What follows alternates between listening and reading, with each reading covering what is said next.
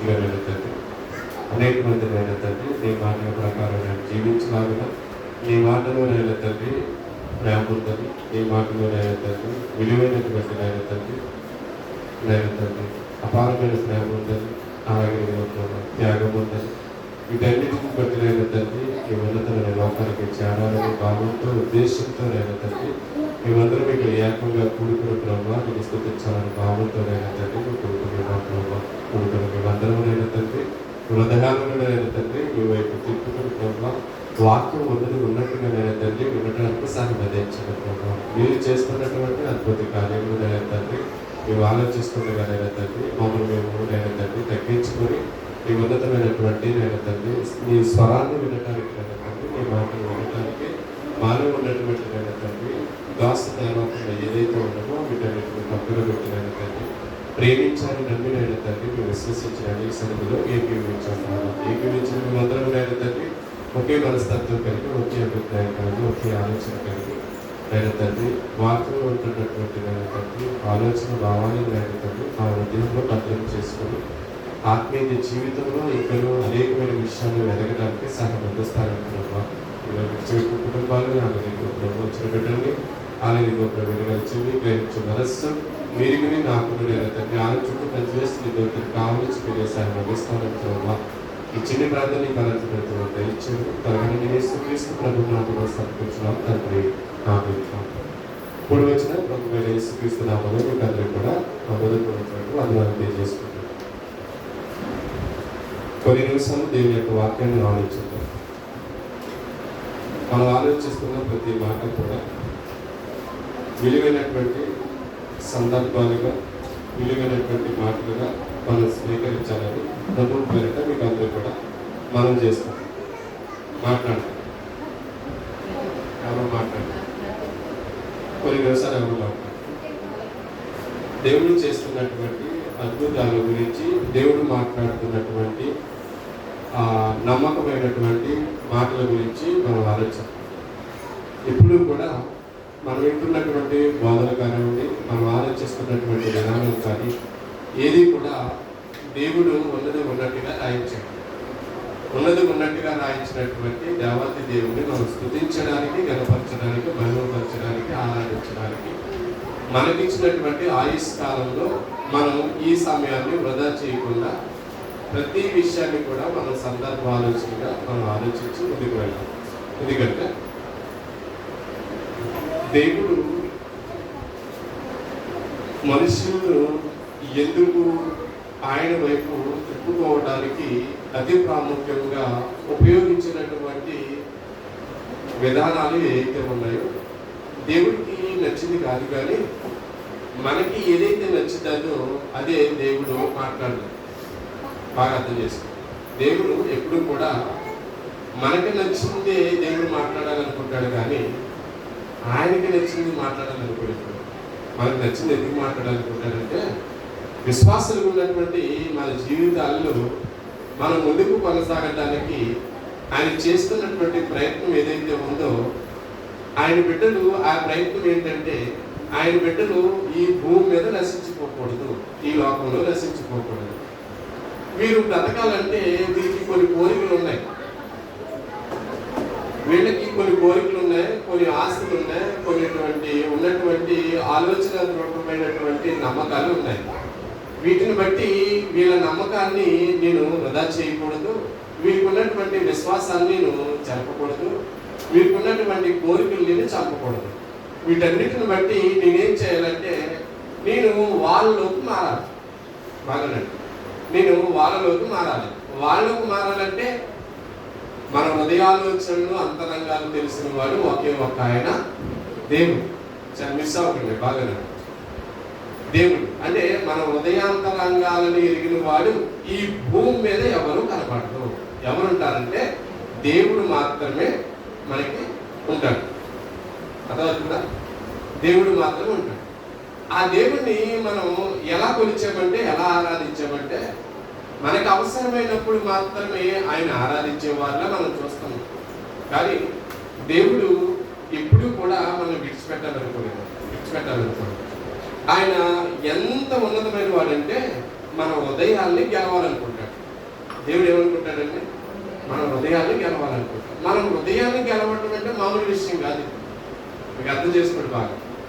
ఈ భూమి మీద మానవుని యొక్క హృదయాన్ని గెలవాలంటే, ఒక భర్త భార్య హృదయం గెలవాలంటే గెలవగలుగుతాడేమో, కానీ అంటే ఆయనకి నచ్చి ఏదైనా ఇస్తే గెలిచేవచ్చు. అర్థమవుతుందా?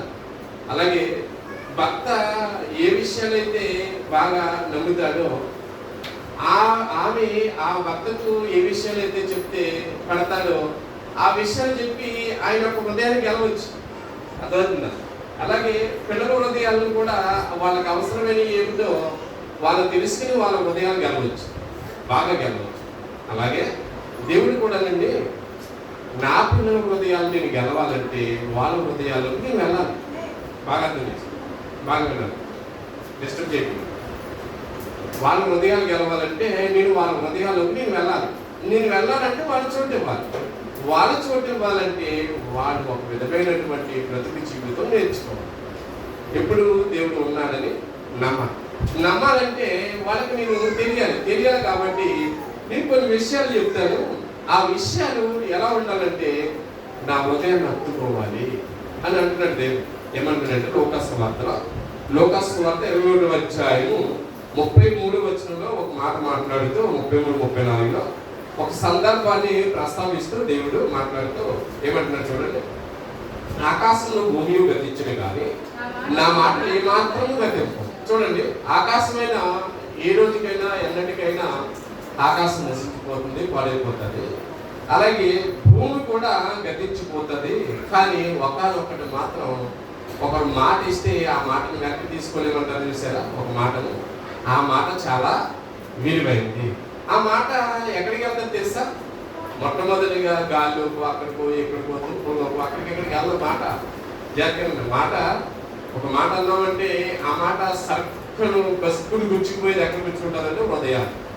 ఆ హృదయం గురించి మాట్లాడుతూ మీ హృదయములు ఒకవేళ తిండి వలన, మత్తు వలన, ఐహికమైన విచారం వలన మందముగా ఉన్నందున ఆ దినము అకస్మాత్తుగా మీ మీదకి ఉరి వచ్చినట్టు రాకుండా మీ విషయమై మీరు జాగ్రత్తగా ఉండి.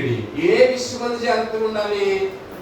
లోకానుసారమైన జీవితంలో మీరు ఉన్నప్పుడు, లోకంలో జీవిస్తున్నప్పుడు కొన్ని విషయాలు నేను చెప్తాను. ఆ విషయాలు మీరు విన్నప్పుడు ఏం చేస్తారంటే మీ హృదయాన్ని తెరవండి. మీ హృదయాన్ని తెరిచినప్పుడు మీ హృదయంలో ఎవరు ఉండాలి? దేవుని మాటలు ఉండాలి. దేవుని మాటలు ఉండాలంటే దేవుని మాటలు ఎలా ఉంటాయి చెప్తూ, ఒకవేళ మీ హృదయం ఏం చేస్తుందంటే కొన్నింటికి లోకంలో ఉన్నటువంటి కొన్నింటికి క్రమక్రమంగా మానవాళి పద్ధతిలో ఒక క్రమాన్ని పాటిస్తుంది. మీ హృదయం ఏం పాటిస్తుంది? తిండి కావాలి, నిద్ర కావాలి, మత్తు కావాలి. నాకు ఏవైతే ఇష్టమో వాటి యందు నేనేం చేస్తాను? హృదయాన్ని పెడతాను. అంతే కదా? మన హృదయం దేని వరకు పెడతాం?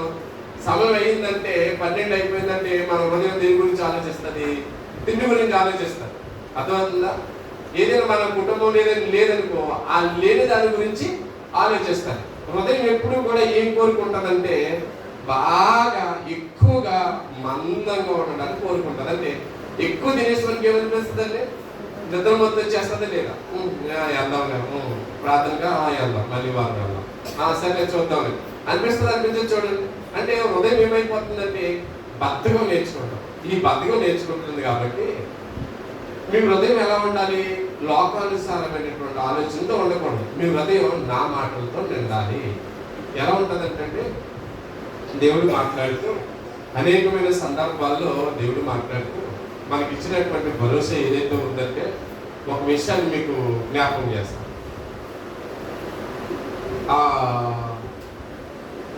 నిన్నే చూశాను. ఎలా అంటే ఒక ఆయన ఏం చేస్తా ఉండేవారంటే, చదివేస్తాను, ఏం చేస్తా ఉండేవారంటే ఆయన యథావిధిగా చర్చికి వెళ్ళడం. ఆయన చిన్ననాటి నుంచి చర్చికి వెళ్ళడం, ఆ చర్చిలో ప్రతిదీ చేయటం. ఆయన దేవుడు ఎప్పుడు కూడా ఎలా ఉంటాడంటే అందరితో మాట్లాడాలనుకుంటాడు కదా దేవుడు. మనం అలా మనం ఊహించుకోం. ఎందుకు చెప్తున్నానంటే హృదయం చాలా ప్రాముఖ్యమైనది. హృదయం, ఆ హృదయం నిండా ఎవరు ఉండాలంటే దేవుడు ఉండాలి. దేవుడు ఉన్నప్పుడంట ఒక ఆయన వెళ్తున్నప్పుడు ప్రార్థన చేస్తున్నప్పుడు ఆరాధన జరుగుతుంది క్రమక్రమంగా. మీటింగ్లు జరుగుతున్నాయి క్రమక్రమంగా. ఎవరైతే ఎక్కువగా పని చేస్తారో వాళ్ళకి ఏం చెప్తారు, సంఘ పెద్దలు అయ్యి పలానా చేయరా, పలానా తీసుకురా అని చెప్పేసి బజార్ పంపిస్తారు కదా. అలాగే యథావిధిగా మొదటి రోజులు ఒక 4 రోజులు సభ జరుగుతుంది సంఘంలోని. బాగానండి, సంఘంలో 4 రోజులు మీటింగ్ జరుగుతుంది. ఈ మీటింగ్ జరిగే సందర్భంలో ఈయన వాడుకుంటున్నారు. ఈ చిన్ననాటి నుంచి ఎలా ఉంటాడు ఈయన, దేవుడు అంటే భయము, భక్తి, శ్రద్ధ ఇవన్నీ చాలా ఎక్కువగా ఉండేదంట. చాలా ఎక్కువగా ఉండేదంట. దేవుడు అంటే నిజంగా ఎంత ప్రేమ అంటే, దేవుడు అంటే చిన్ననాటి నుంచి కూడా ఉంటుందండి. అంత ప్రేమ ఉన్న ఈయన వెళ్తుంటే ఆ సంఘంలో కొన్ని పనులు చెప్పారు. కొన్ని పనులు చెప్పేటప్పటికి సెంటర్లోకి వెళ్ళే సమయానికి ఒక ఆయన వచ్చి అడిగిపోయాడు. ఏమని వచ్చాడు అంటే దేవదాస్ కరీర్ అని అడిగేవాడు. దేవదాస్ కరీర్ అంటే ఈ సమయానికి ఈయన లేడు కదా, మరి ఆమె ఏం చేస్తుంది, వెళ్ళొచ్చిన తర్వాత ఈమె మాట్లాడుతుంది. ఏమనంటే నీ కోసం ఎవరో వచ్చారు అని చెప్పిన తర్వాత సరే అని చెప్పేసి మొదటి రోజు అయిపోయింది. రెండవ రోజు మీటింగ్ జరుగుతుంది. మరలా యథావిధిగా రెండవ రోజు కూడా ఏమని, ఆయన అలా వెళ్ళాడు, ఈయన ఎలా వచ్చి దేవదాస్ గారు ఏరి అని అడిగారు. దేవదాస్ గారు నిన్న వచ్చారు, ఇవాళ వచ్చారు, మరి ఆయన లేదండి, ఇప్పుడే ఆయన బయటకు వెళ్ళారు, బజార్ వెళ్ళారు, సంఘం వాళ్ళు ఏదో చెప్పితే వెళ్ళారు అని చెప్తే, మీరు ఎవరండి అని అంటే నేను వచ్చేటని చెప్పు అని చెప్పేవారు. జాతీయం వచ్చేవారు అని చెప్పేవారు. మరలా 3వ రోజు కూడా యథావిధిగా ఆయన వచ్చి ఈయన వెళ్ళటం, ఆయన రావటం, ఈ చిన్నపిల్ల వాళ్ళకి వచ్చి మళ్ళా అంటే ఆ ఏజ్కి తగ్గటువంటి ఈయన వచ్చి ఆయన్ని చూడటానికి, ఆయనతో మాట్లాడడానికి ఈయన వచ్చేవాడు. ఈయనేంటి మరలా ఈయన్ని బజార్ పంపించేవాడు. మరలా యథావిధిగా ఆయన వచ్చాడు. ఆయన అడిగాడు, ఏది దేవదాస్ అంటే, ఎవరండి మీరు, నిన్న వచ్చారు, మొన్న వచ్చారు, ఈ రోజు వచ్చారు, మీరు వచ్చే సమయానికి ఆయన ఉండట్లేదు, ఆయన బజార్ వెళ్తున్నారు, మీరు ఎవరు అనేటప్పటికి నేను వచ్చానని చెప్పు, ఆయనకి అర్థమవుతుంది అని చెప్పేవాడు. మరలా 4వ రోజు సరే, 4వ రోజు వచ్చేటప్పటికి మరలా ఈయన అడిగేటప్పటికి ఆయన ఏమన్నాడు, కాస్త దూరం వెళ్ళి అలా వెళ్ళిపోయాడు. ఇది వాస్తవం జరిగిందండి. అలా వెళ్ళిపోయేటప్పటికి నేను ఎవరైనా చెప్పమంటారమ్మా, ఎవరైనా చెప్పమంటారు బాబు అని ఆయన అడిగేటప్పటికి ఈయన లేడు కదా, అలా వెళ్ళిపోయాడు కదా. అడిగేటప్పుడు కాస్త దూరం వెళ్ళేటప్పటికి ఆ టర్నింగ్ అలా వెళ్ళేటప్పటికి నేను వాక్యాన్ని వచ్చేలేనని చెప్పు అన్నాడు. ఏం పేరైంది, వాక్యం. అర్థమవుతుందా, నేను వాక్యాన్ని వచ్చేలేనని చెప్పు, వాక్యం అని చెప్పు అని అన్నాడు. ఈ వాక్యం అంటున్నారేంటి, ఆయన కొంచెం మాట్లాడుకునే లోపు ఈయన ఆలోచించుకునే లోపు ఎదరికెళ్ళేటప్పటికి ఆ టర్నింగ్ వెళ్ళేటప్పటికి కనబడదు, ఆ కొనడి కనబడదు. ఈ లోకం వల్ల దేవదాసరిగా రావడం వచ్చాడు. ఈయన వచ్చినప్పటికి ఈయన మాట్లాడుతున్నప్పుడు నాకు తెలిసిలే అన్న విషయం ఈయన అంటా ఉండేవాడు. ఈయనతో సర్లే అంటా ఉండేవాడు. వచ్చేటప్పటికి వాక్యం వచ్చి మాట్లాడు. అంటే ఇక్కడ మీ సందర్భం అర్థమైందో లేదు. ఇక్కడ ఎలాగంటే ఆయన చిన్నపిల్లవాళ్ళ ఉంటాడు, యవనస్తులకి యవనస్తులా ఉంటాడు, వృద్ధాప్యంలో ఉన్న వాళ్ళకి వృద్ధాప్యంలా ఉంటాడు. ఇది మనం గ్రహించాలి ఖచ్చితంగా. ఎలా అంటే హృదయం నిండా ఎవరు ఉండాలి, దేవుడు ఉండాలి. హృదయం నిండా దేవుడు ఉంటే ఖచ్చితంగా 100% ఇది మీరు ఎలా చెప్పగలుగుతారంటే బైబిల్ ప్రకారం చెప్పచ్చు. మొదటి నుంచి అంటే ఆది నుంచి కూడా యేసుక్రీస్తు ప్రభువు వారు రాకముందు నుంచి కూడా ఈ యొక్క స్వస్థత కార్యక్రమం అయితే ఏదైతే ఉందో, ఈ కార్యక్రమాలు ఏవైతే ఉన్నాయో ఇవన్నీ కూడా అద్భుతాలు, ఇజ్రాయేలీకి జరిగినటువంటి అద్భుతాలు ఏవైతే ఉన్నాయో ఇవన్నీ కూడా నమ్మాలి. ఎలా అంటే హృదయానుసారమైనటువంటి ఎవరైతే నమ్మకమైనటువంటి దాసులు ఎవరైతే ఉంటారో దేవుడు ఖచ్చితంగా మాట్లాడతానంటే వాళ్ళతో మాట్లాడతారు. ఆయన వచ్చే సమయానికి ఈయన రావచ్చు కదా, లేదు. ఆయన వాక్యం అన్న విషయం ఇలా గ్రహించలేదు కాబట్టి నేనెవరో తెలియాలి. ఆయనతో సహవాసం ఎలా ఉంటుందంటే చిన్నపిల్లవాళ్ళకి చిన్నపిల్లలతోటే సహవాసం చేస్తాం, పెద్దవాళ్ళకి పెద్దవాళ్ళతో సహవాసం చేస్తాం. ఈ దేవుని యొక్క సహవాసం ఎలా ఉంటుందంటేనండి చాలా అద్భుతంగా ఉంటుందండి. దేవుని సహవాసం చాలా అద్భుతంగా ఉంటారు.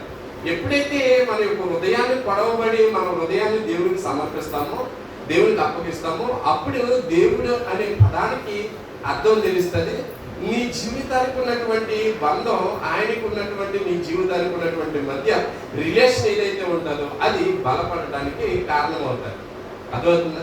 అంతేగాని వచ్చాను వెళ్ళిపోయాను విన్నాను అని కాదు. కానీ దేవుడికి ముందుగా మన హృదయాన్ని సమర్పించాలి. మన హృదయం ఎప్పుడైతే సమర్పిస్తామో, మీ హృదయములను ఒకవేళ తిన్నువాళ్ళు కానీ మందులేని పైపెక్కలు విచారం వలన మందముగా ఉన్నందున ఆ దినము అకస్మాత్తుగా మీ మీదకి ఉరి వచ్చినట్లు రాకుండా ఏ జాగ్రత్త చెప్తున్నట్టు మీ విషయమై మీరు జాగ్రత్తగా ఉండి. ఏ విషయమై? మీరు దేవుని దగ్గరికి వచ్చినప్పుడు, దేవుని దగ్గర లేనప్పుడు, మీరు లోకంలో ఉన్నప్పుడు, ఏ సందర్భాల్లో ఉన్నా మీ హృదయంలో ఎవరు ఉండాలి? దేవుడు ఉండాలి. దేవుడు ఉంటే అవుతుందా అంటే అవుతుంది. ఎలా అవుతుంది అంటే, ఆయన కూడా విడిచిపెట్టే దేవుడు కాదండి. మనం అనుకున్నట్టు ఏదో విడిచిపెట్టేసి ఒకసారి కనబడి వెళ్ళిపోదాంలే, ఏం చేస్తారండి నా పిల్లలు చూసి వెళ్ళిపోదాం అని విడిచిపెట్టేసి దేవుడు కాదు. మీరు లోకానుసారమైన ఫ్రెండ్ కాదు. అలాగని మీ బంధువులు స్నేహితులు ఒక నెల మాట్లాడి 2 నెలలు మాట్లాడకుండా ఉండి ఆయన కాదు. నిత్యం మాట్లాడాలనుకుంటాడండి. నిత్యం అంతా ఉండాలని. ఎలా అంటే ఆయన చేసే అద్భుతాలు ఎలా ఉంటాయంటే చూడండి. ఒకసారి లోకస్వార్త 5వ అధ్యాయం మనం వినిన వాక్యాలు ఒకసారి మరలా మనం రిపీట్ చేసుకుందాం. లోకస్వార్త 5వ అధ్యాయం మొదటి వచనం నుంచి కొన్ని వచనాలు చదివితే, జనసమూహము దేవుని వాక్యము వినిచు ఆయన మీద పడుచుండగా ఆయన గిన్నెసరెతు సరస్సు తీరమున నిలిచి ఆ సరస్సు తీరమునున్న 2 దోణులను చూచెను. ఇటు జాతికను. ఇక్కడ ఒకనొక రోజుని యేసుక్రీస్తు ప్రభులు వారు ఏం చేస్తున్నారంటే, జనసమూహము దేవుని వాక్యము వినిచు ఆయన మీద పడుచుండగా. ఏ రోజు? యేసుక్రీస్తు ప్రభుల వారు ఒక రోజుని వెళ్తున్నారు, వారు చేసుకుంటూ వెళ్తుంటే ఆ సందర్భంలో ఇక్కడ గిన్నె సరస్సు అనే ఏదైతే ఉందో ఆ సరస్సు తీరమున నిలిచి ఆగాడు దేవుడు. యేసుక్రీస్తు ప్రభుల వారు ఆగిన సమయానికి 1-2 అనుకుంటున్నారా అండి? మనమంటే ఏదో 2, 3, 4, 10 మంది వచ్చి, అమ్మ నేను దేవుడు నమ్ముకున్నా, నా కుటుంబం దేవుడు నమ్ముకోండి, మా తాతముత్తాతలు దేవుడు నమ్ముకున్నారు, అందరూ దేవుడు నమ్ముకున్నారు, మనం నొప్పేసుకున్నాం. చూసారా? ఈ రోజునంటే ఇలా 10 సంఖ్యలో, 5 సంఖ్యలో, 1000 సంఖ్యలో మాట్లాడుకుంటున్నాం. కానీ ఆ రోజే మైక్ లేని సందర్భంలో, కరెంటు లేని సందర్భంలో, వాహనాలు నడపలేని సందర్భాల్లో, రోడ్లు లేని సందర్భాల్లో, అసలు వాటర్ మంచినీళ్ళు అని చెప్పుకొని లేనటువంటి సందర్భాల్లో చూడండి, ఎక్కడెక్కడో లేనటువంటి ఏ పరికరాలు అవసరమైనటువంటి లేనటువంటి సందర్భాల్లో జనసమూహం అనేది వచ్చింది. జనసమూహం అని ఎప్పుడంటారు? లెక్క పెట్టలేని పరిస్థితులు ఉన్నప్పుడు. అర్థమవుతుందా? జనసమూహం అని ఎప్పుడంటారు తెలుసా? లెక్క పెట్టలేనటువంటి సమూహం ఏదైతే ఉందో దాన్ని జనసమూహం అంటారు. అంటే నేను లెక్క పెట్టలేనండి అని చెప్పి అంటారు. అర్థమవుతుందా? ఆ సందర్భాల్లోనే, అటువంటి రోజుల్లోనే, ఆ రోజుల్లోనే యేసుక్రీస్తు ప్రభువు వారు బోధ చేస్తున్నప్పుడు ఎలా ఉన్నంత జనసమూహం, ఆ జనసమూహం అంతా కూడా దేవుడు మాట వినడానికి వచ్చిందంట. చూడండి, అలా జనం దేవుడి మాట వినడానికి ఎంత విలువైతే ఇక్కడ 2 సందర్భాలు ఆలోచించవచ్చు. ఇక్కడ బాగా ఆలోచించగలిగితే ఇక్కడికి ఎందుకు చదివినప్పుడు ఏమనిపిస్తుంది అంటే, చేపలు పుట్లగా పడి అన్ని సందర్భం జరుగుతుంది. ఈ సందర్భం జరగకముందే వాళ్ళు ఏది ఆశించకుండా వచ్చారు. మీకు అర్థమవుతుందా? జనసమూహం దేనికి వచ్చింది? చాలా మంది ఇది కలిపి డివైడ్ చేయకుండా మాట్లాడేస్తారు. కానీ దేవుడు యేసుక్రీస్తు ప్రభులు వారు అద్భుతం చేయకుండానే ఈ జనసమూహం అనేది మాట్లాడటానికి వచ్చినాయి. అర్థమవుతుందా? మనం ఈరోజు మనం దేనికి వచ్చాం ఆలోచించండి. ఆ రోజు ఆ జనసమూహం అంతా కూడా యేసుక్రీస్తు ప్రభుల మీద నమ్మకం ఉంచి వచ్చారు. అంటే దేవుని మాటలు అంత పొడవబడుతున్నాయి అంటే పొడవబడుతున్నాయి, హృదయాలు అత్తుకుంటున్నాయి. కాబట్టి జనసమూహం అంతా కూడా ఆయన మాటలు వినడానికి వచ్చారు. వచ్చిన వీరు ఏం చేస్తారో చూడండి. 2వ వచనం, ఆ సరస్సు తీరమునున్న 2 దేళ్ళు చూచెను. జాలరులు వాటిలో నుండి దిగి తమ వలలు కడుగుకొండిరి, కడుగుచుంటున్నారు. వీళ్ళు ఏం చేస్తున్నారంటే వలలు కడుక్కుంటున్నారు. అర్థమవుతుందా? వీళ్ళు వలలు కడుక్కుంటున్నారు. ఈయన మరి అక్కడ ఉంటే వీళ్ళు తోసేస్తున్నారు. ఈ జన సమూహంలో ఈయన తోసేస్తున్నప్పుడు మనం చెప్పగలుగుతామండి? ఏదైనా మాట్లాడగలుగుతామా? జనం చుట్టూరు పోయి అందరూ ఉన్నప్పుడు గెంటేసుకుంటుంటే నేను ఏమైనా చెప్పగలుగుతాను? నాకు స్వేచ్ఛ కావాలి, నన్ను వదిలేయండి, కాసేపు నేను మాట్లాడతానంట. అవునా కాదు? ఇప్పుడు దగ్గరగా ఉన్నప్పుడు వాయిస్ బాగా వస్తుందా? దూరంగా ఉన్నప్పుడు వాయిస్ క్లారిటీగా వస్తుందా? దూరంగా ఉన్నప్పుడే వాయిస్ క్లారిటీగా బేస్ వెళ్తూ ఉంటారు. దగ్గరకు వెళ్ళి బైక్ దగ్గరికి వెళ్ళేసరికి ఎలా ఉంటుంది? ఈ సౌండ్ వచ్చారు. అలాగే యేసుక్రీస్తు ప్రభువు వారు కూడా బోధ చేయడానికి వాళ్ళకి అర్థం అవ్వాలి. కాబట్టి నేనేం చేస్తానంటే ఖచ్చితంగా వాళ్ళకి నాకు గ్యాప్ కావాలి. కాబట్టి ఆ గ్యాప్ ఏముంది? ఎక్కడికెక్కడికో ఇసుక తప్పులోకి అక్కడికి వెళ్ళొచ్చు. కానీ సముద్రం గారికి ఏముంది? ఆయన లోపలికి వెళ్ళాలంటే ఖచ్చితంగా పడవ ఎక్కాలి. ఆ పడవలు ఎక్కడానికి ఏం చేసిన వాళ్ళకి వినపడాలి. కాబట్టి ఆయన పడవలు ఎక్కి బోధ చేయడానికి రెడీ అవుతున్నాడు. ఇప్పుడు చదవండి 3వ వచనం. ఆయన ధోనిలోని సీమోనుదైన యొక్క ధోని ఎక్కి దరి నుండి కొంచెము త్రోయమని అతన్ని అడిగి కూర్చుండి ధోనిలో నుండి జన సమూహములకు బోధించుచుండెను. ఆయన బోధించుట చాలించిన తరువాత నువ్వు ధోనిను లోతులకు నడిపించి చేపలు పట్టుటకు మీ వలలు వేయుడని సీముడితో చెప్పగా, ఇక్కడ సందర్భం ఆలోచించు. ఏం చేసేది? ఈ జన సమూహానికి అందరికీ కూడా బోధ చేసాడు. అంటే చెప్పేశాడు, వాక్యం చెప్పేసిన తర్వాత మరి వీళ్ళ ధోని వాడుకున్నాడు కదా. ఎప్పుడు కూడా దేవుడు వాడుకున్నది కన్నా రెట్టింపు ఇస్తాడండి.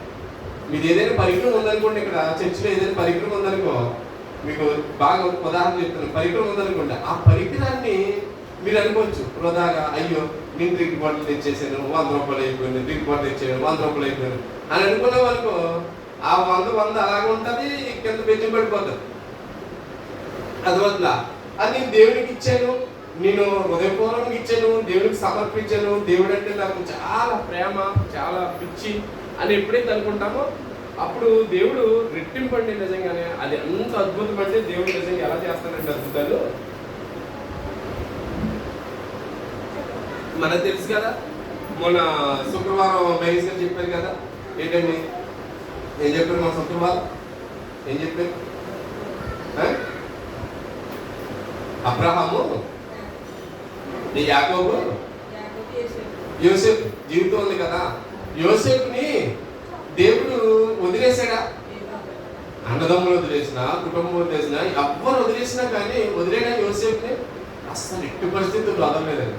కానీ తిరిగి ఎవరైతే వద్దని పంపేసాడో వాళ్ళని తిరిగి రెట్నో వాళ్ళని బతుమాలుకునేలా దేవుడు వాళ్ళ దగ్గర రప్పించాడు. ఎంత అద్భుతం చూడండి. అలాగే దేవుడు ఎప్పుడు కూడా వదిలేసాడని చెప్పి ఎంత గ్యాప్ వచ్చింది చెప్పండి? ఎన్ని సంవత్సరాలు వచ్చి ఉంటుంది? ఇంచుమించు సుమారుగా యోసేపు అన్నదమ్ముడికి నాకు తెలిసింది దగ్గరికి ఎలా లేదన్నా ఒక 5-6 సంవత్సరాలు 7 సంవత్సరాలు గ్యాప్ వచ్చింది వాడు. ఈ 5-6 సంవత్సరాల్లో గ్యాప్లో మనమైతే ఏం చేస్తాం చెప్పండి? మనమైతే ఏం చేస్తామండి? 5-6 సంవత్సరాల్లో వాళ్ళంతా చూడాలి, వాళ్ళు ఖచ్చితంగా నేనేంటో నిరూపించుకోవాలి అని చెప్పేసి వాళ్ళని కొన్నాళ్ళు బాధ పెట్టడము, లేకపోతే ఇలా ఏదో ఆలోచిస్తూ ఉంటాం. అవునే కాదు? కానీ దేవుడు అండి అలా కాదు. యోసేపు ఎంత అద్భుత జీవితం అంటే, యోసేపుని తాను పశ్చాత్తాపడ్డాడు, తను ఆదుకున్నాడు, తర్వాత మన తండ్రిని అద్దుకున్నాడు. నేనంటే నిజంగా దేవుడు ఉన్నాడని చెప్పి తనేమో చనిపోయాడు అనుకుంటున్నారు వీళ్ళందరూ కూడా. కానీ దేవుడు ఏం చేశాడు? బ్రతికించాడే లేదు, బ్రతికించాడు, తర్వాత మరలా కలిపాడు. మన జీవితాలు చూడండి, ఏదైనా ఒక చిన్న సందర్భం వచ్చిందనుకో, ఆ సందర్భంలో ఈ సంవత్సరం మనం అనుకునేది జరగలేదు అనుకోండి, మనం అనుకునే ఏది జరగట్లేదు. 1 సంవత్సరం 2 సంవత్సరం 3 సంవత్సరాలు ఒక 4-5 సంవత్సరాలకు మన జీవితం ఎలా ఉంటుంది? ముందప్పుడు ఎక్కడ ఎలా ఉన్నామో, చాట్లు ఇవన్నీ ఎలా పట్టుకున్నామో ఇప్పుడు కూడా అదే పరిస్థితిలోకి వెళ్ళిపోతాం. నిలబడతామా? మనం నిలబడలేము. నిలబడతామా? దేవుడు చేయలేదు అన్న అద్భుత కార్యాన్ని ఏం చూసినప్పుడు మనం అనుకుంటాం చేయలేదు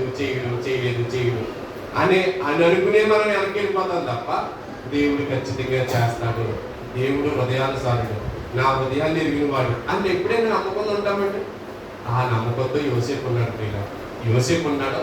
అలాగే ఇక్కడ చూడండి, ఇక్కడ ఈ సందర్భంలో ఆలోచిస్తుంటే మనకు ఒకటి అర్థమవుతుంది. ఏమంటాడంటే, నీవు ధోనిని లోతులకు నడిపించి చేపలు పట్టుటకు మీ వలలు వేయుడని సీమోనుతో చెప్పగా, సీమోను ఏలినవాడ, రాత్రి అంతయు మేము ప్రయాసపడితేము గాని మాకేమీ దొరకలేదు, అయినను నీ మాట చొప్పున వలలు వేద్దామని.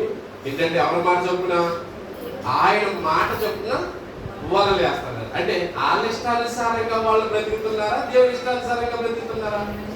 చూడండి, దేవుని ఇష్టానుసారంగా బ్రతుకుతున్నారు. ఇక్కడ చూడండి, వీళ్ళు ఇచ్చింది ఏమి ఇచ్చారు? వీళ్ళు ఓన్లీ ఆయన బోధ చేయడానికి ప్లేస్ ఇచ్చారు. ఆయన బోధ చేయడానికి ప్లేస్ ఇచ్చారు, ఆ పడవని ఇచ్చారు. కానీ ఆ పడవని ఇచ్చిన సందర్భంలో దేవుడు ఆయన ఉంచేసాడా? ఉంచలేదు. ఏది మళ్ళీ ఏమంటున్నాడు? కిందకి జరిగినప్పటికీ ప్రయాసపడితే కానీ మాకేమీ దొరకలేదు, అయినను మీ మాట చొప్పున మేము వలలు వేస్తామని చెప్పారు. వారు అలాగూ చేసి విస్తారమైన చేపలు పట్టేది, అందుచేత వారి వలలు పిగిలిపోవచ్చుండగా వారు వేరొక ధోనిలోనున్న తమ పాలి వారు వచ్చి తమకు సహాయం చేయవలని వారికి సైగులు చేసిరి. వారు వచ్చి 2 ధోనిలు మునిగినట్టు నింపిరి. ఏంటంట? 2 ధోనిలు నింపినట్టు మునిగిపోయారు. కానీ ఇక్కడ మీరు చూడండి, చేపలు గట్టుకొస్తాయా? ఏమంటే గట్టుకుంటాయి చేపలు? గట్టుకుంటాం. మా ఆపోతాలు ఎంత ఈ లోతుకి పెట్టుంటారు, అంతేది కదా. వాళ్ళు మునిగిపోలేదు, వాళ్ళు అలా తోసుకుంటా వెళ్ళారు, అలా పట్టుకున్నారు. వాళ్ళు ఏమన్నాడు? వేసారు. వేసిన తర్వాత వీళ్ళు లోపలికి వెళ్ళారా? వెళ్ళలేదు. అద్భుతాలు ఎలా ఉంటాయంటే, దేవుడు చేపలు అవి దొరకడం కాదు, వాళ్ళలోనే పుట్టించేస్తాడు దేవుడు. చూడండి, అవునా కదా? మనం ఒక రకంగా ఆలోచించాలంటే, వలలో పిగిలిపోయి అంత సముదాయమైనటువంటి ఆ చేపలు ఎలా పడతాయండి? కానీ ఎలా పడ్డాయి అంటే, అవసరమైతే దేవుడు ఏం చేస్తాడు? వలలో పుట్టించేస్తాడు. వల కాకపోతే ఎన్ని పడతాయి? లోపల ఉన్న చేపలు. కానీ వల బయట కూడా చేపలు ఉంటాయి. ఆ రోజులు రాయబడలేదు, కానీ వలలో బయట కూడా చేపలు ఉంటాయి. వాటిని మళ్ళీ ఏం చేసేది? వాళ్ళు ఏం చేశారు? మళ్ళా కుప్పలుగా రాసి గీసారు. చూడండి, చదవండి ఒకసారి, చదవండి. ధోనిలు పగిలిపోయి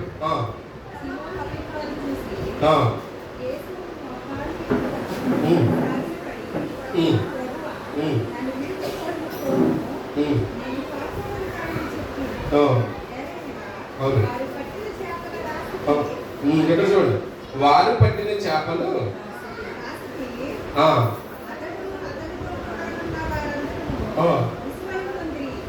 ఆశ్చర్యపోయారండి. వాళ్ళు ఈ చేపలు ఎన్ని చూసి ఏం చేశారంటే, సీమోను పాలినైన జెబెదయి కుమారుడు యాకోబును యోహాను విస్మయం ఉంది. అందుకు యేసు భయపడకము, ఇప్పటి నుండి మీరు మనుషులు పట్టి జాలగా చేస్తారని చెప్పాడు. ఇక్కడ ఏం చేశాడంటే, వీటిని కుప్పలుగా వేసాడు. రాసులంటే ఏంటండి? రాసులంటే లెక్క పెట్టగలుగుదామా? లెక్క పెట్టలేదు. చూడండి, అద్భుతాలు ఎలా ఉంటాయంటే, దేవుని అద్భుతాలు మీకు మొత్తం బైబిల్ అంతా చదవవలసిన లేదు, కానీ బైబిల్ అంతా పట్టుకోవాల్సిన లేదు, కానీ ఏదైనా ఒక సందర్భాన్ని ఆలోచిస్తే హృదయానుసారంగా, అంటే హృదయపూర్వకంగా దేవుడు చేసినటువంటి అద్భుతాన్ని ఎప్పుడైతే ఆలోచిస్తామో, చూడండి, మనం వాళ్ళు ఏమి ఇచ్చారు? వాళ్ళు కేవలం ధోనిచ్చారు. ఆ ధోని ఆ పడవ ఇచ్చారు. ఆ పడవలో మామూలు ఎంతసేపు బాగు చేసి ఉంటాడు దేవుడు? గంటన్నర, అరగంట, అంతే కదా చేశాడు. చేసిన తర్వాత వీళ్ళ రుణాన్ని దేవుడు ఉంచుకున్నాడా? వీళ్ళ కష్టాన్ని కానీ వీళ్ళ రుణాన్ని కానీ దేవుడు ఉంచుకోలేదు. ఏం చేశాడు? అసలు వాళ్ళు మామూలుగా చేపలు ఏదో 10, 20 లేకపోతే 100 లేకపోతే 200 ఉంటాయి. లెక్క చెప్పండి, మాకపోతే ఒక 500. అప్పుడు ఇంకా ఎక్కువ అంటే 500 కన్నా ఎక్కువ వెయ్యకూడదు. కానీ లెక్కలేనటువంటి ఆ చేపలు పుట్టలుగా పోసి రాసులుగా ఉన్నప్పుడు ఎంత ఎలా ఉంటుందో చెప్పండి. అసలు అద్భుతం అంటే దేవుడు.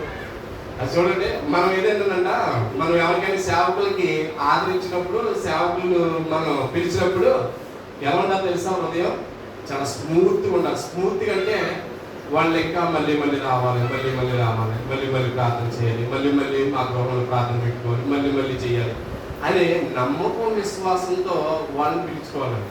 ఏదో పిలిచాడు, ఆయన ఏమనుకుంటాడు, సీఎం వేసేమనుకుంటాడు, ఆ పాస్టర్ ఈ పాస్టర్ ఏమనుకుంటారు, పిలవకపోతే దానికి కొంత బయటకు రావట్లేదు, ఎందుకులే అని అనుకోకూడదంట. మనం ఎలా పిలుచుకోవాలంట?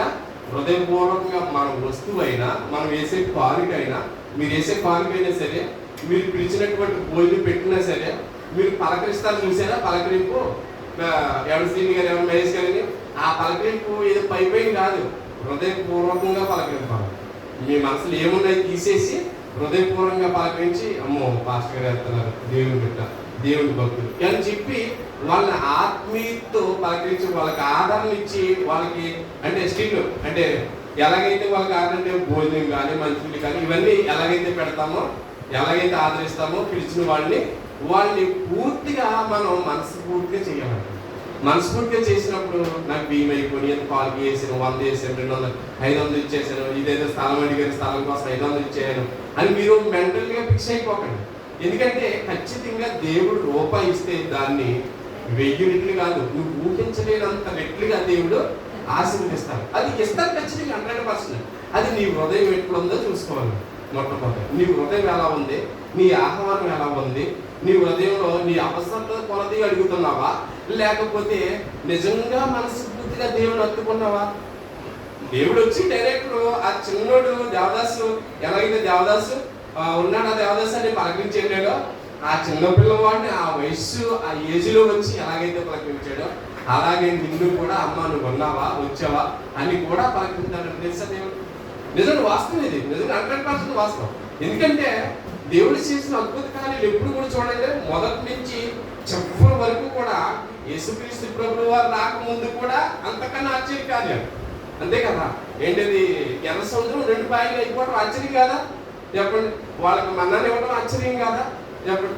మరి అలాంటి యేసుక్రీస్తు ప్రభువు వారు వచ్చినప్పుడు గుడ్డోళ్ళకి లేదా చెవిటోళ్ళకి వీళ్ళందరికీ చేసింది అద్భుతం కార్యం కదా? మరి 2 రెట్లు 5 చేపలు ఇవన్నీ చేసింది అద్భుతం కదా? చెప్పండి. ఇవన్నీ ఎలా కొట్టేస్తాం చెప్పండి, ఇవన్నీ ఎలా తీసేస్తాం అంటే మనసు పూర్తిగా మన హృదయానుసారంగా మన దేవుణ్ణి మన హృదయంలో ఆహ్వానించాలి. మన హృదయం ఖచ్చితంగా ఆయన పట్టుకోవాలండి. ఆయన పట్టుకుంటేనే ఇటువంటి అద్భుత కార్యాలు మనకు అర్థమవుతాయి. ఆ అద్భుత కార్యాలు నేను ఉంటాను, నేను ఉండాలి అనే భావం ఆలోచన మనందరికీ కూడా వస్తారు. ప్రియుగా ఏదో వచ్చాంగా వెళ్ళిపోయాగా ప్రార్థన అలా అనుకోకండి. ఎప్పుడు కూడా మీరు ఖచ్చితంగా నేను నమ్మాడంటే మరణించేంత వరకు కూడా నా హృదయంలో యేసయ్య తప్ప ఇంకెవ్వరికి నేను చోటు ఇవ్వను. అంటే మొట్టమొదటిగా నా కుటుంబంలో నేను ఎలాగైతే మా వ్యక్తిని నేను ప్రేమిస్తున్నానో వీళ్ళందరినీ పక్కకు పెడతాను. ముందు నా స్థానం ఏంటి? నీ స్థానం. నీ స్థానంలో నువ్వు ఉండాలి కాబట్టి నీ స్థానం నీకే ఇస్తున్నానని చెప్పి మన హృదయ స్థానమైనటువంటి స్థానం ఆయనకే సమర్పించుకోవాలి. ఏమున్నా ఏమి లేకపోయినా ఆయనకి సమర్పించుకోవడం మొత్తం ప్రియమైన దేవుడు మాట. దేవుడు ఎప్పుడు కూడా చూడండి, మనం ఒకవేళ నేను ఏదైనా కుర్చీ కొన్నాననుకోండి, కుర్చీ ఆయనకే కొన్నాను నేను. ఆయన కుర్చీ అంటే సంఘంలోకి కొన్నాను నేను, సంఘంలో కుర్చీ ఆయనకే ఉపయోగపడలేదు. ఇక్కడ నేను ఒకటి కొన్నాను అనుకోండి, నాకు ఇంకంతగానే ఎక్కువ. అంటే దేవుడు ఇస్తానంటే దేవుడు ఇస్తాడు తప్పనిసరిగా. లేట్ అవ్వచ్చు. అంటే యోసేపుకి ఎలాగైతే లేట్ అయిందో అలాగే దేవుడు విడిచిపెట్టే దేవుడు కాదు. ఒకవేళ పరీక్ష అనుకోండి, ఏదైనా అనుకోండి, ఒకవేళ జరగట్లేదని ఏదైనా కార్యం మనం ఏం చేయాలంటే దానికి వేచి చూడాలి. నాలో ఏదైనా తప్పు ఉందా, నాలో ఏదైనా మార్గం ఉంది, నేను తప్పుగా పాడినా ఈ రోజు, లేకపోతే ఏమైనా తప్పుగా మాట్లాడిన దేవుని దగ్గర, లేకపోతే ఎవరైనా తప్పుగా ఊహించుకున్నాను నా హృదయం అని ఖచ్చితంగా మన హృదయంలో మనం గొడవ పడాలి ప్రియమైన దేవుడు. అలా ఎప్పుడైతే గొడవ పడతామో దేవునికి దగ్గరగా ఉంటాము. అదే చెప్తూ 11వ వచనం మాట్లాడుతూ 12వ వచనం, ఆయన ఒక పట్టణంలో ఉన్నప్పుడు ఇదిగో కుష్టి రోగముతో నిండిన ఒక మనుష్యుడు నేను, వాడు యేసుని చూసి సాగిలపడి, ప్రభువా నీకిష్టమైతే నన్ను శుద్ధిగా చేయమని వేడుకొని. ఏంటంట? మొట్టమొదటి మనం ఏం చేయాలి? నాకు నాకు చెయ్యి, లేకపోతే నాకు అది చెయ్యి అనుకుంటే తప్పు. మీరు ఏమడిగినా ఏది చేసినా దేవుని దగ్గర ఏది కావాలనుకుని మీరు ఒకటే నేర్చుకోండి. మొట్టమొదటిగా నీకు ఇష్టమైతే, నాకు ఇష్టం గురించి కాదు, మీ ఇష్టం చెప్పండి ముందు దేవుని దగ్గర. మీ ఇష్టాన్ని అసలు చెప్పొద్దు. మీ ఇష్టం ఏంటో దేవుడికి తెలుసు కాబట్టి నీ ఇష్టమైతే ఈ కార్యం చేయి, నీ ఇష్టమైతే నేను భోజనం పెట్టుకుంటాను, నీ ఇష్టమైతే నేను ఏదైనా చెయ్యాలి, నీ ఇష్టమైతేనే నన్ను స్వస్థపరచు, నీ ఇష్టమైతేనే నా ఆరోగ్యం బాగు చేయి, నీ ఇష్టమైతేనే నాకు కావాల్సింది ఇది, లేకపోద్దు అని చెప్పండి. అంటే ఆయన ఇష్టమైతే ఎలా ఉంటుందో తెలుసా? ఆయనకి ఇష్టమైతే అనుకోండి నిజంగా చాలా అద్భుతంగా ఉంటుందండి.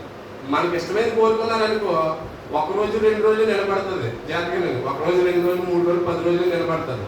అదే ఆయనకి ఇష్టమైనది అనుకో, ఎల్లకాలం ఉంటుంది ఆ దీవెన. ఆయనకి ఇష్టమైనది కోరుకోండి అంతే తప్ప ఆయనకి ఇష్టం లేదు నాకు చెయ్యాలనుకోండి. నీకు ఇష్టమైతే అంటే ఆయన ఉద్దేశంలో ఉన్నదే జరుగుతుంది తప్ప మీ ఉద్దేశంలో ఉన్నది ఏది కూడా జరగదు. ఆయన ఉద్దేశంలో ఉన్నది జరగాలంటే ఆయన హృదయంలోకి వెళ్ళిపోవాలి, మీ హృదయాల్లోకి ఆయన రావాలి. అప్పుడే మనం అలా అడగగలుగుతాం. అందుకే అన్నాడు, యేసుని చూసి సాగిలిపడి, ప్రభువా నీకు ఇష్టమైతే నన్ను శుద్ధినిగా చేయగలవని ఆయనను వేడుకొని, అప్పుడు ఆయన చెయ్యి చాచి వారిని ముట్టి, నాకు ఇష్టమే నీవు శుద్ధిని కమ్మని అనగానే కుష్టి రోగము వారిని విడిచెను. నెల పట్టిందా, 2 నెలలు పట్టిందా, సంవత్సరం పట్టిందా, 2 సంవత్సరాలు పట్టిందా, 10 నెలలు పట్టిందా, 3 సంవత్సరాలు, 4 సంవత్సరాలు, అదంతా అనవసరం.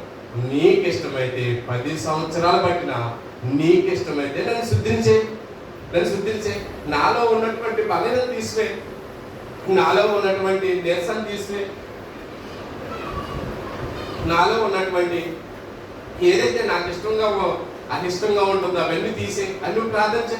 ఖచ్చితంగా 100% ఆయనకి ఇష్టం వచ్చింది అని చేస్తారు తప్ప నీకు ఇష్టం వచ్చింది ఆయన చెయ్యడు ప్రియమైన దేవుడు. అందుకని ప్రతి సమస్తాన్ని ఏ కార్యమైనా సరే ఆయన చిత్త ప్రకారం వదిలేయాలి మీరు.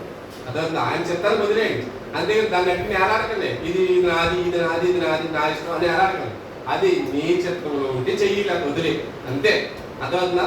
ఈ ఆలకపోతే రేపు 2, ఎల్లుండి 3, 4, 5 అంతే, అంతవరకే.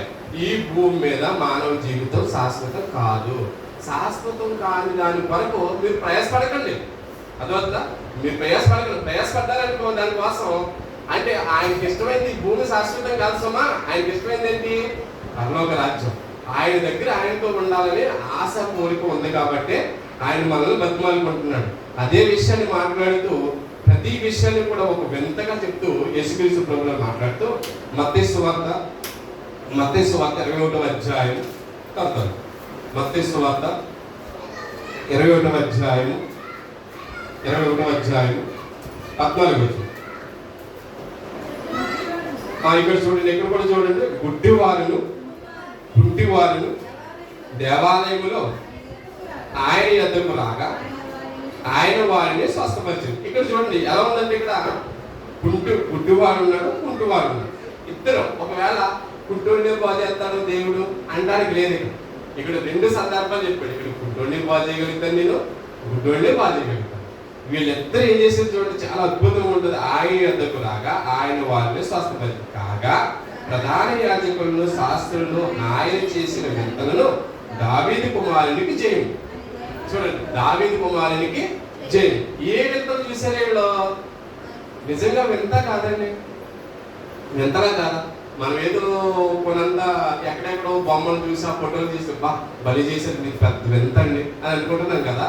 చూడండి, దుబాయ్ ఏదో పెద్దది ఉంది కదండి, పెద్ద టవర్ది ఉంది, బాగా ఎత్తయింది, 168, 176 ఎంత ఉంటుంది. దాన్ని చూసి బలి ఎంత కట్టేశారు, బలి చేశారు.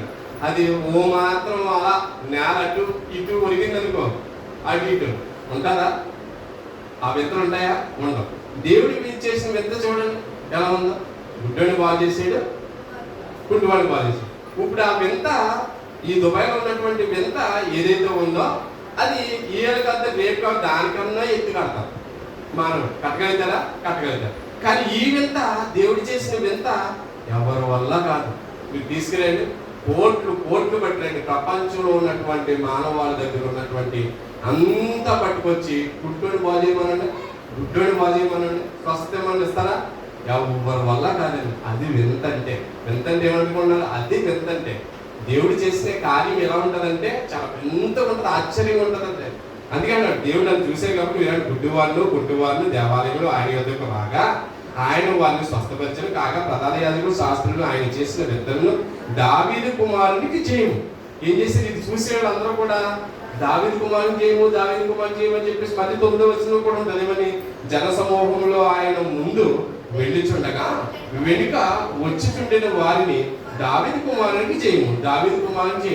ఇలా దావీదు కుమారునికి చేయమని ఎందుకంటే తెలుసా? మీరు దావీదు కుమారుని ఎందుకంటే తెలుసా? మమ్మల్ని రక్షించు, ఇప్పుడే రక్షించు. జయమంటే ఏంటనుకుంటున్నారు? మమ్మల్ని రక్షించు, ఇప్పుడే రక్షించు. మీకు అర్థమవుతుందా? జయము జయము అంటే ఏంటి? దావీదు కుమార్ జయము, దావీదు కుమార్ జయము అంటే ఏంటి? మమ్మల్ని రక్షించు, మమ్మల్ని ఇప్పుడే రక్షించు, మమ్మల్ని రక్షించము, మమ్మల్ని ఇప్పుడే రక్షించు, మమ్మల్ని కాపాడు, ఇప్పుడే కాపాడు మమ్మల్ని. మేము ఒకవేళ లోకానుసారమైన జీవితంలో మేము కూరుకుపోయి ఒకవేళ నీ మహిమను మేము తెలుసుకోలేకపోతామేమో.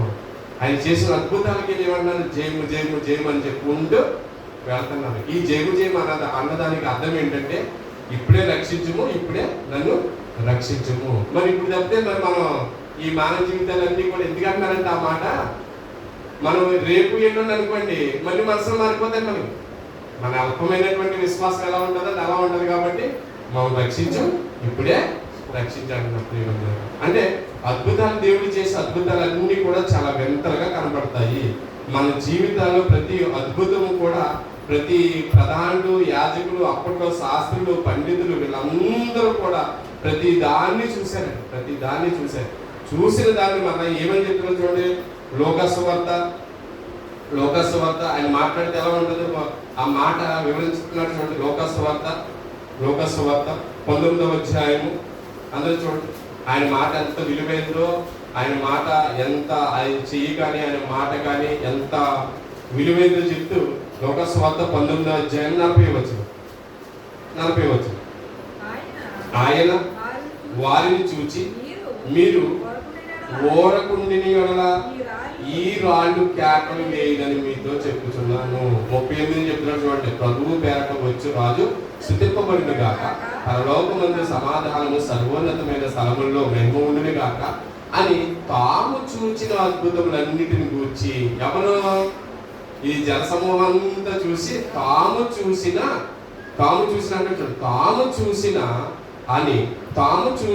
ఇవన్నీ కూడా అన్ని ఉండునే కాక అని తాము చూసిన అద్భుతములన్నిటిని గురించి మహాశబ్దముతో దేవుని స్తోత్రము చేయసాగిరి. ఆ సమూహములో ఉన్న కొందరు పరిచయులు, బోధకుడా, చూడండి పరిచయం, బోధకుడా నీ శిష్యులను గద్దింపుమని ఆయనతో చెప్ప. అంటే నీ శిష్యుల్ని ఆపమని చెప్పు, గద్దించు, ఆగమని చెప్పు, గద్దించు అని చెప్తుంటే మళ్ళా మంచి మాట అంటారు చూడండి ఇక్కడ. ఆయన వారిని చూచి వీరు ఓడకుండిని యెడల ఈ రాళ్ళు కేకలు వేస్తాయేమో సుమా. ఏంటంటే ఈ రాళ్ళు కేకలు వేస్తాయేమో. ఎంత అద్భుతం చూడండి. రాళ్ళు కేకలు వేయకపోతే మామూలు విషయమా? అన్ని అద్భుతాల్లో రాళ్ళు ఏమైనా ఎంత అసలు చూడండి. ఆయన చేసే అద్భుతాలు ఎలా ఉన్నాయి చూడండి. ఎంత ఎలా ఉన్నాయంటే మనిషి ఎప్పుడు కూడా నేను నమ్మను అని అంటారు చూసారా. అలాంటి వారికి చెప్తున్నాడు ఏమనంటే వాళ్ళ మాటలు విని సర్వోన్నత స్థలముల్లో జయము మహిమ కలుగుగా కేకలు వేస్తుంటే వాళ్ళ కేకలు ఒకవేళ ఆపేస్తే రాళ్ళు కూడా ఏమైపోతాయి? మాట్లాడతాయి, కేకలేస్తాయి. చూసారా? అంటే అంత జీవం ఉందంటే దేవుని మాటలో అంత జీవం ఉంది, అంత శక్తి ఉంది. మీకు తెలియట్లేదు. ఏదో చిన్న అద్భుతాలకి లేకపోతే ఏంటి ఇంట్లో పప్పు, ఉప్పు, నూనె ఇచ్చి దేవుడు అని అనుకుంటున్నాం. మీకు తెలుసా? ఒక సామాన్య విషయం తెలుసా? మీరంటే ఇప్పుడు తెలుసుకున్నారేమో కానీ ఎంతో ముందు అంటే జస్ట్ ఒక 7-8 సంవత్సరాల క్రితం ఏమనుకున్నారు చెప్పండి. 8 సంవత్సరాల క్రితం, 9 సంవత్సరాల క్రితం ఏమనుకున్నారు? ఇంట్లో నీళ్ళు ఎత్తాడో, నూనె ఎత్తాడో, ఉప్పు ఎత్తాడో, కొత్త బట్టలు ఎత్తాడో, లేకపోతే కొత్త సైకిల్ ఎత్తాడో, వాహనాలు ఎత్తాడో, ఇయ్యేమా ఇచ్చి దేవుడు అని మీరు అనుకున్నారు. అవును, వాస్తవేనండి. తెలియకుండా ఏమనుకున్నారు? ఇవే దేవుడు చేసే అద్భుతాలు, ఇవే చాలా విచిత్రమైన, చాలా అద్భుతమైన మీరు సంకల్పం చేసుకున్నారు. కానీ లోతైన విషయాలు తెస్తే ఆయన ఏదైనా చేయగలుగుతారు. రాళ్ళని కేకలు వేసేలా కూడా చేయగలుగుతారు. అంటే ఆయన మాటలో శక్తి ఉందంటే నెంబర్ 1 శక్తి ఉంది. అవసరమైతే నువ్వు వాళ్ళకి బిగిసిపోతే నడువు అనగానే నడిచేస్తావు. అంత శక్తి ఉంది, అంత పవర్ఫుల్ ఉంది ఆయన దగ్గర. అంత పవర్ఫుల్ ఉన్నటువంటి ఆ మాటను మనం ఎలా తీసేస్తాం చెప్పండి. మన హృదయంలో చాలా తీసేయగలుగుతున్నావు. నువ్వు ఎంత చిన్నగా ఆలోచించుకుంటున్నావు. నువ్వు దేవుని దగ్గరికి వచ్చి నువ్వు నీ స్థానం ఏంటో, దేవుని స్థానం ఏంటో నీకు తెలియట్లేదు. దేవుడు నీతో ఉండాలని, ఆయన ఎప్పుడు కూడా నీతో నడవాలని, నీతో మాట్లాడాలని, నీతో సహవాసం చేయాలని ఆయన అనుకుంటుంటే నువ్వు మాత్రం ఈ రోజుకేనైనా మా ప్రార్థన ఆలకించు, ఈ రోజుకి అడుగుతున్నాను అని చెప్పి నువ్వు అడుగుతావు. కానీ ఆయన ఏం చేస్తున్నాడు? ఎప్పుడు ఎల్లవేళలా నీతో ఉండడానికి సిద్ధమే. ఆయన నిన్ను హత్తుకోవడానికి సిద్ధమే, నీతో మాట్లాడడానికి సిద్ధమే ప్రేమైంది. కానీ నువ్వు మాత్రమే ఏం చేస్తున్నావు అంటే ఆయన ఆ అద్భుతమే చేస్తాను, ఈ అద్భుతమే చేస్తాను నువ్వు అనుకుంటున్నావు. కానీ దేవుడు ఏదైనా చేయగలిగే సమర్థులని ఆ విషయాన్ని మనం గుర్తుపెట్టుకోలేకపోతున్నాం ప్రియమైన దేవుని మనం. అదే మాట మాట్లాడుతూ మత్తయి సువార్త 9వ అధ్యాయము, మత్తయి సువార్త 9వ అధ్యాయం, మత్తయి సువార్త 9వ అధ్యాయం 27వ వచనం. యేసు అక్కడ నుండి వెళ్ళిచుండగా ఇద్దరు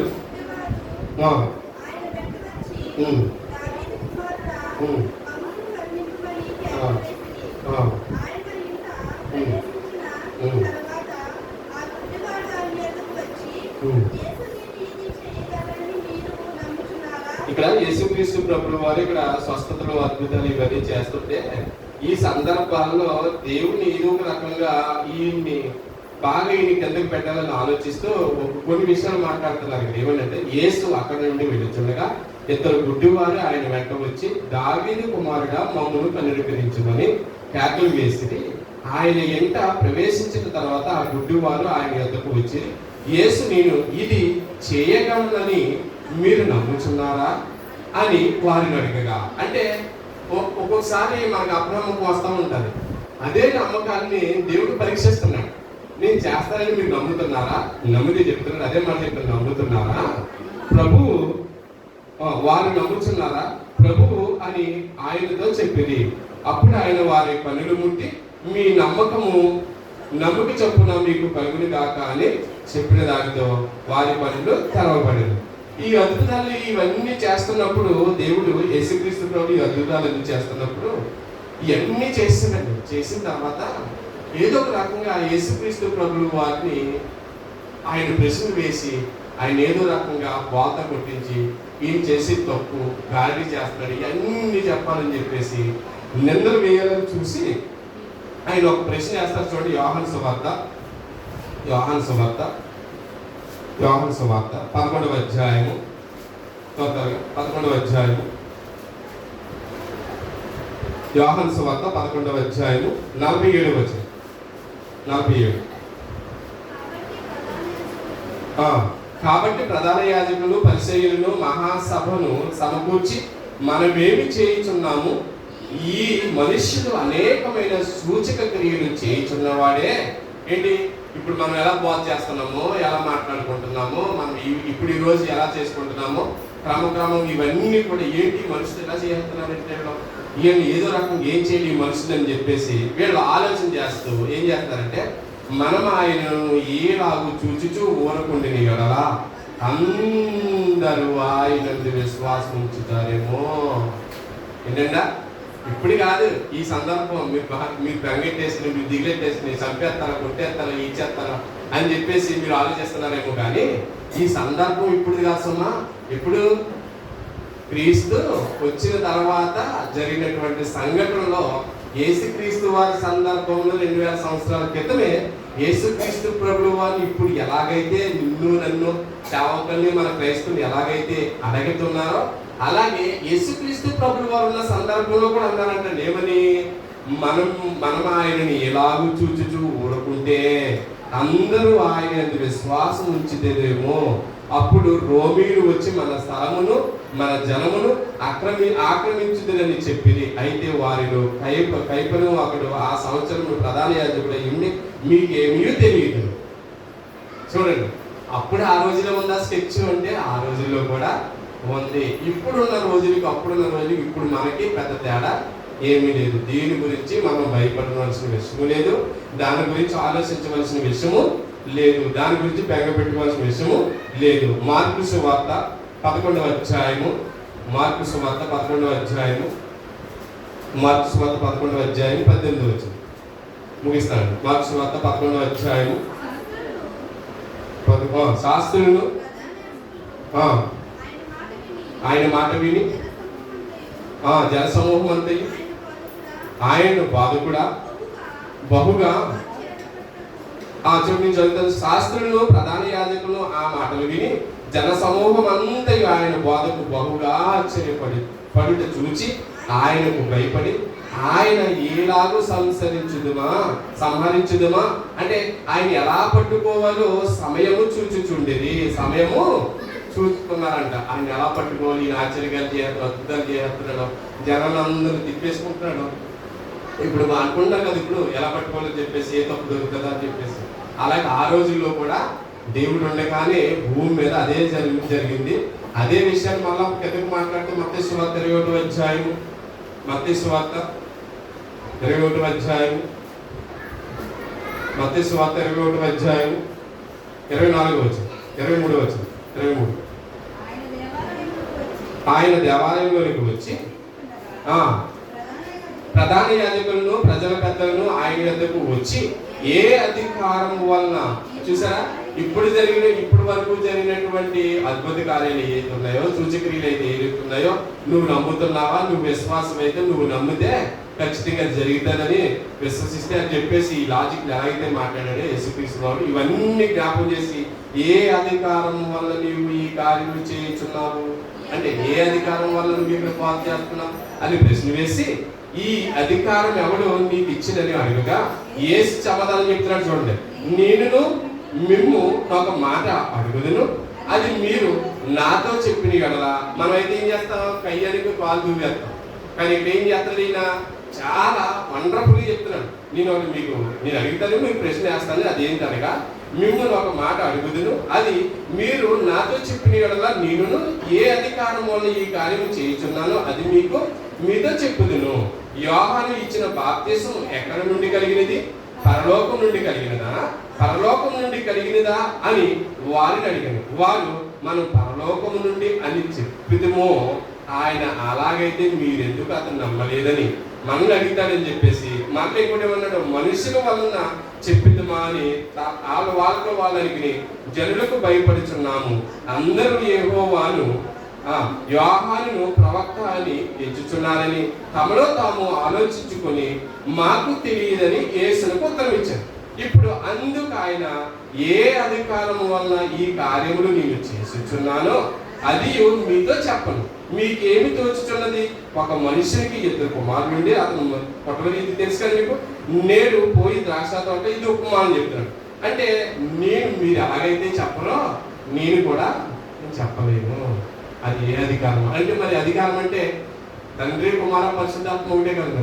దాన్ని బట్టి ఈయన ఏం చేస్తారు, అలా చెప్తే ఇలా చేస్తారు, ఇలా చెప్తే అలా చేస్తారని చెప్పేసి వాళ్ళు ఏదైతే సమాధానం చెప్పారో ఈయన కూడా అలాగే సమాధానం చెప్పారు. ఈ రోజు కూడా మనమైతే పాలు దువ్వేసి మనం ఈ బడికి రచన చేసుకుంటున్నాం ప్రతిదీ. అలా కాదు, యేసుక్రీస్తు ప్రభువు వారి సమాధానం ఎలా ఉందంటే, ఆయన చేసిన అద్భుతాల్లో అంతే ఉంది, ఇప్పుడు సమాధానం కూడా అంతే ఉంది. ఖచ్చితంగా మనం ఏమైనా దేవుని పట్ల ఏమైనా అద్భుతాలు పొంది ఉన్నాం అనుకోండి, మనం ఏదైనా కార్యక్రమం చేస్తాం అనుకో, మనం చాలా సైలెంట్గా, చాలా ఉత్తమంగా మనల్ని చూసి వారు మారేలా ప్రయత్నం చేయాలి.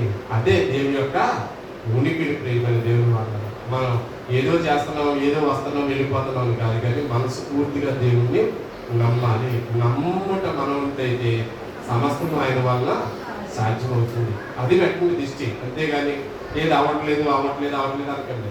ఆనాటి నుంచి ఈనాటి వరకు కూడా దేవుడు చేస్తూనే ఉంటాడు. ఆయన రాకడ వరకు కూడా దేవుడు ఏదో ఒకటి చేస్తూనే ఉంటాడు. ఏదో ఒక రోజున దేవుడు ఆ యొక్క హృదయాలు ఎవరైతే దేవుడు ఏర్పాటు చేసుకున్నాడో వారి హృదయాన్ని తెరవబడతాయి. అప్పటి వరకు ఇలాగ జరుగుతూనే కొనసాగుతూనే ఉంటుంది. మనం ధైర్యం తెచ్చుకుని దేవుని పట్ల నమ్మకం ఉంచి మన హృదయాలు ఆయనకి సమర్పించాలి. మనకిష్టమైతే దేవుని అడగకూడదు, నీకు ఇష్టమైతే, నీ చిత్తమైతే జరిగించు, లేదా వదిలే అని చెప్పేసి మనం ఖచ్చితంగా దేవుణ్ణి వేడుకోవాలని ప్రభు పేట మీకు అందరూ కూడా నామంలో తెలియజేసుకుంటూ ఈ యొక్క సమయాన్ని ప్రభు నామంలో ఇంతవరకు నడిపించినటువంటి దేవత దేవుడికి నామంలో తెలియజేసుకుంటూ మీకు అందరికీ అందరం తెలియజేసుకుంటాం.